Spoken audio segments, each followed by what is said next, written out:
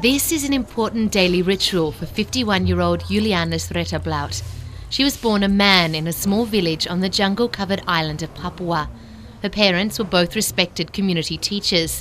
There was no electricity in her village, and she'd never heard of anyone being gay or transgender.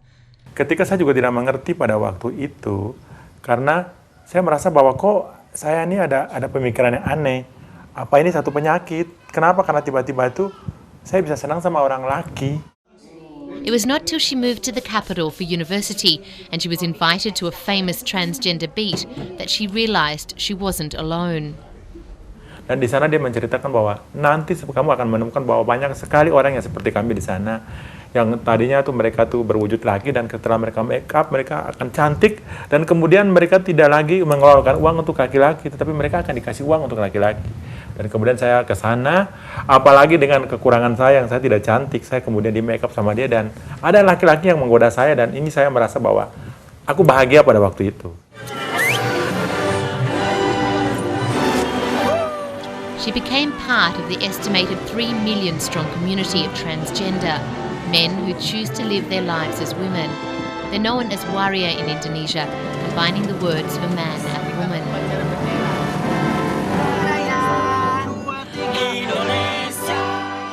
Waria have a place on the fringes of Indonesian society. They're allowed to work as beauticians, entertainers, massage therapists, but most work as prostitutes on the streets.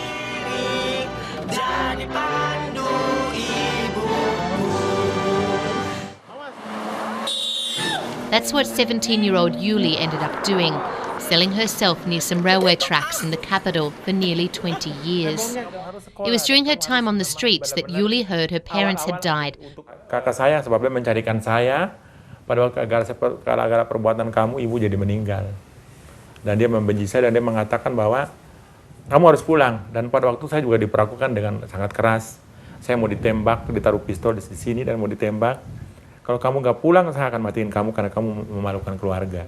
Jadi pada waktu itu, semua keluarga saya membenci saya dan hubungan itu putus. The way out was through education. Yuli enrolled herself in university and became the first transgender in Indonesia to gain a law degree from a leading Islamic university. It was a day to celebrate.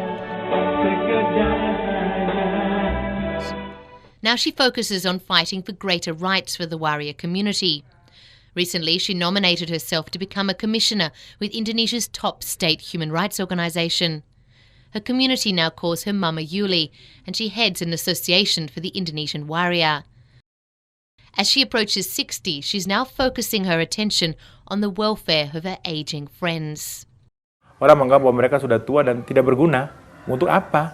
Repotin kami saja. Jadi akhirnya memang mereka itu akhirnya hidup seperti apa adanya. Mereka jadi tukang minta-minta, atau mereka jadi tukang pijit, atau mereka jadi istilahnya apa saja yang bisa mereka lakukan untuk mempertahankan hidup.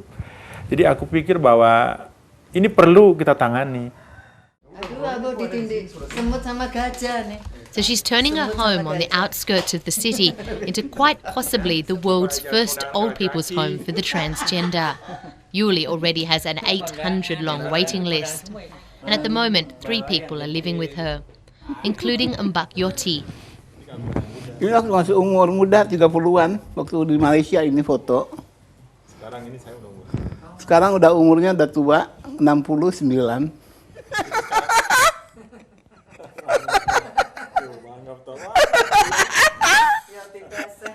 The others say Yoti has 4 boyfriends on the go. Masih. Umurnya masih 23, jalan 24, orang Serang. Kalau sudah udah tua begini tapi masih laku. Yoti's family tried hard to change her. Terus di strap, itu lihat matahari, tidur tuh di stiker, lihat matahari di atas. Tapi belum kapok.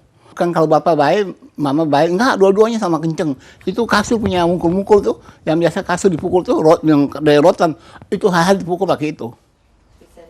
When they found him cuddling in a room with a man, they gathered the extended family together and kicked him out. Waktu itu pas malam, hujan 12 malam tuh, sampai setengah 1 hujan tuh turun. Kamu keluar. Kedua, bisa lo begini ya. Batas aku, kamu mau mati, kamu mau hidup, kamu nggak boleh ketemu aku. Yoti was still a teenager. To survive, she taught herself how to cook and worked as a chef on ships and has travelled across Asia. She now helps with the daily running of the old people's home.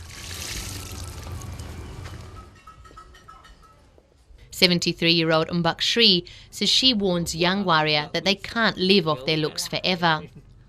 Saya bilang kamu jangan fokus di jalanan. Orang di jalan itu ada batasnya. Lebih baik kamu hobinya apa, misalnya dagang ya dagang, kerja yang benar gitu. Recently, Yuli's brother, who threatened to shoot her, came to visit the house.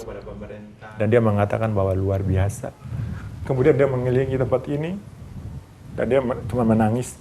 Dan dia mengatakan bahwa aku gak nyangka kamu bisa seperti ini, kamu berjuang. Orang banyak yang mengatakan kepada saya bahwa adik kamu sekarang itu hebat. Kemudian tahun kemarin aku pulang ke daerahnya, dia di tempat dia bertugas. Dan dia senang sekali menerima saya walaupun aku dengan seorang waria. Dia mengatakan bahwa ini adik saya. Tapi kalau kemudian dia meninggal. They still need more money to realise their dream and are hoping that a donor will come forward so that the first floor of the old people's home will be completed later this year to provide a much needed home for the elderly waria who would otherwise end up on the streets.